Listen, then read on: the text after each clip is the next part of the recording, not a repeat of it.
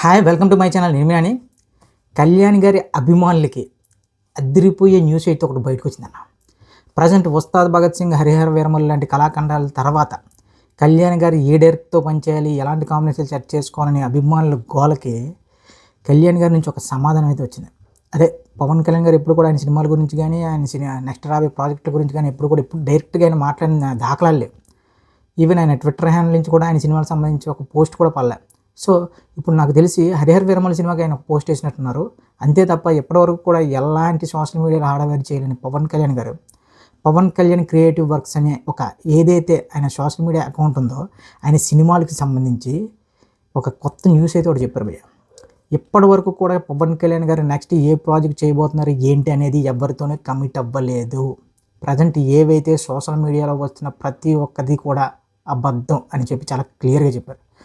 దానితో పాటు కళ్యాణ్ గారి ఫ్యాన్స్ ఎంతగానో, అంటే నాకు తెలిసి ఇంకా OG2 అనే సినిమా ఒకటి మాకు చాలరా బాబు అనే రేంజ్లో ఒక హైప్ ఉన్న ఓజీ సినిమాకి సంబంధించి, OG2 సినిమాకి సంబంధించి కూడా ఒక అప్డేట్ అయితే ఇచ్చారు. కరెక్ట్ టైంలో చెప్పాల్సిన టైంలో కళ్యాణ్ గారే డైరెక్టర్ OG2 సినిమా గురించి చెప్తారు. ప్రజెంట్ అయితే మాత్రం ఆయన ఈ సినిమా కమిటీ అయ్యారు, ఆ సినిమా కమిటీ ఏవైతే స్పెక్యులేషన్స్ సర్క్యులేట్ చేస్తున్నాయో అవన్నీ కూడా అవాస్తవం. కరెక్ట్ టైంలో ప్రతిదీ కూడా ఇప్పటివరకు కూడా ఏ సినిమా కూడా ఆయన ఏది ఒప్పుకోలేదు. ఇన్ కేస్ ఒప్పుకున్నా సరే ఫ్యూచర్లో ఆ ప్రొడక్షన్ హౌస్ నుంచి డైరెక్ట్గా చెప్తారని ఒక ట్వీట్ అయితే వేసారు భయ్య. దీన్ని బట్టి ఇప్పటికి నన్ను ఎంత సోషల్ మీడియాలో మామూలు హడావిడి జరగలేదు. ఒక దేవకట్ట ఇంకేవో పేర్లు వినిపించాయి. వాళ్ళతో పవన్ కళ్యాణ్ గారి సినిమా అనగానే కళ్యాణ్ గారి అభిమానులు పాపం లిటరలే ఏడ్చేశారు అనుకోవచ్చు. ఎందుకంటే మా హీరోకున్న స్టార్డమ్ ఏంటి, మా హీరో తీస్తున్న సినిమాలు ఏంటి, మా హీరో సెట్ చేస్తున్న కాంబినేషన్లు ఏంటి, ఈ రోజుల్లో కథ కంటే కాంబినేషన్లకే కదా ఎక్కువ ఆడియన్స్ అట్రాక్ట్ అవుతున్నారు. సో అలాంటప్పుడు మా హీరోకు ఉన్న స్టార్డమ్కి ఒక పెద్ద డైరెక్టర్ని సెలెక్ట్ చేసుకోవచ్చు కదా, ఒక పెద్ద మ్యూజిక్ డైరెక్టర్ని సెలెక్ట్ చేసుకోవచ్చు కదా, ఎందుకు ఇలా చేస్తున్నారని ఏవైతే ఏడుపులు ఏడ్చారో వాళ్ళందరికీ కూడా ఈరోజు మాత్రం ఒక మంచి న్యూస్ అని చెప్పొచ్చు.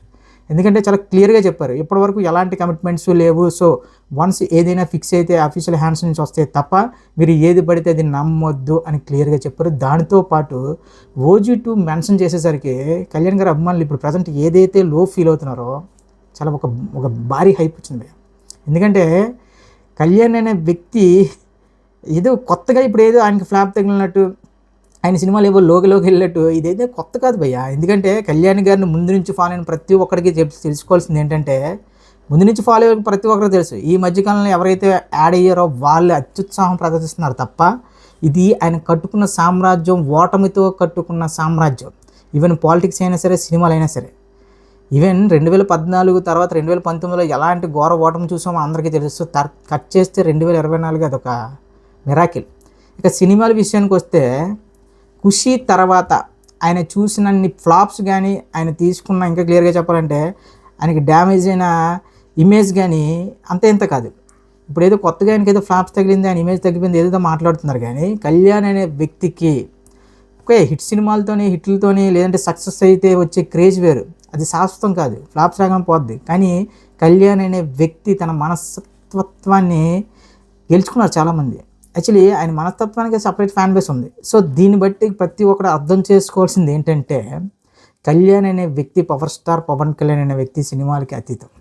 ఇక ఉస్తాద్ భగత్ సింగ్ సినిమా విషయానికి వస్తే ఆ సినిమాని ఏ రేంజ్లో వేసుకోవాలో అన్ని విధాలుగా మామూలుగా కాదు.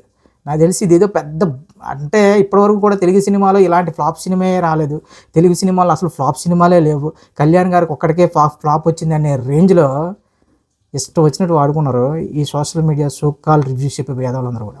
సో వాళ్ళందరికీ చెప్పేది ఏంటంటే, మీరు ఎన్ని నెగిటివ్ స్ప్రెడ్ చేసుకున్నా, ఏం చేసుకున్నా సరే, వన్స్ చెప్తున్నా కదా, ఈ OG2 కానీ లేదంటే ఒక మంచి కాంబినేషన్ కానీ పడితే, అసలు నాకు ఇలాగ ఈ కాంబినేషన్ అనేదే చిరాకు. ఎందుకంటే సినిమా బాగుంటే కాంబినేషన్తో సంబంధం ఏంటన్నా నాకు అర్థం కాదు. ఇప్పుడు కొన్ని చిన్న సినిమాలు ఆడుతున్నాయి, అది కాంబినేషన్తో సెట్ అయిన సినిమాల. కానీ ఇప్పుడు ఫ్యాన్స్కి ఏంటంటే అనిరుద్ మ్యూజిక్ కావాలి, లోకేష్ కనక డైరెక్టర్ కావాలి, లేదా సందీప్ రెడ్డి వంగ కావాలి. చెప్తున్నా కదా, వాళ్ళ కోరికలు, ఇందులో తప్పులేదు.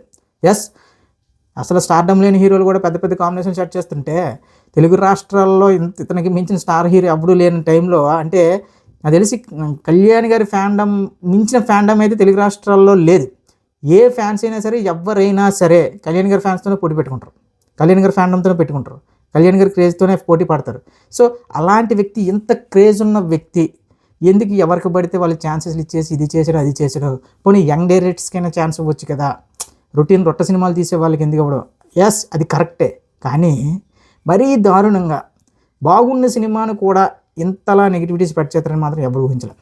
హరిహర వీరమల్లు కంటే దారుణం అన్నట్టు మాట్లాడుతున్నారు. సో ఇవన్నీ చూస్తుంటే ఈ రోజుల్లో సోషల్ మీడియాలో మనం ఎలాంటి అలర్జడి చేసినా స్టార్ హీరోల వరకు చేరుతుంది, అలా పెరిగిపోయింది కమ్యూనికేషన్ అనేది. సో దీన్ని బట్టి ఈరోజు పీకే క్రియేటివ్ వర్క్స్ నుంచి వాళ్ళు ట్వీట్ చేయడం, ఇవన్నీ చూస్తుంటే నెక్స్ట్ రాబోతున్న సినిమాలన్నీ కూడా నాకు తెలిసి హార్డ్లీతో 10 సినిమాలు చేస్తారేమో కళ్యాణ్ గారు. చాలా గట్టిగానే ప్లాన్ చేయబోతున్నాడు కళ్యాణ్ బాబు అని చాలా క్లియర్గా అర్థమవుతుంది. అసలు కళ్యాణ్ బాబు సినిమాలు అంటే ఆ సాంగ్స్ ఎలా ఉండేవి భయ్య. ఇప్పుడు నిజంగా చెప్పాలంటే ఆ రేంజ్ సాంగ్స్ అయితే పట్టలే. ఆ ఫైట్స్ కంపోజిషన్ కానీ అవన్నీ వేరు, ఈవెన్ ఆయన వేసుకున్న డ్రెస్సింగ్ కానీ ఒక సపరేట్ ఉండేది. కానీ ఏంటంటే ఎస్, ఒక 8 నెలల గ్యాప్లో 3 సినిమాలు తీస్తే పరిస్థితి ఇలాగానే ఉంటుంది, 3 సినిమాలు రిలీజ్ అయితే పరిస్థితి ఇలానే ఉంటుంది. ఇంకా కళ్యాణ్ గారు కాబట్టి ఆ ఓపెనింగ్స్ అయినా వచ్చే వేరే హీరోలు 8 నెలల గ్యాప్లో ఇలా 3 సినిమాలు రిలీజ్ చేస్తే ఎవడు దేకడు. సో ఇది చెప్తున్నా కదా, ఇలాంటివి ప్రయోగాలు కానీ ఇలాంటి ఈ ట్రెండ్ సెట్ చేయడాలు కానీ ఇప్పుడున్న జనరేషన్లో 8 నెలల గ్యాప్లో ఒక స్టార్ హీరో 3 సినిమాలు రిలీజ్ చేసి ఓపెనింగ్స్ కొల్లగొట్టడం అంటే అది మామూలు మాటలు కాదు. ఈవెన్ ఇది దురంధర్ ఇంకా పుష్ప2 బాహుబలి ఏవో చెప్తున్నారు కదా, వాటికంటే పెద్ద రికార్డ్.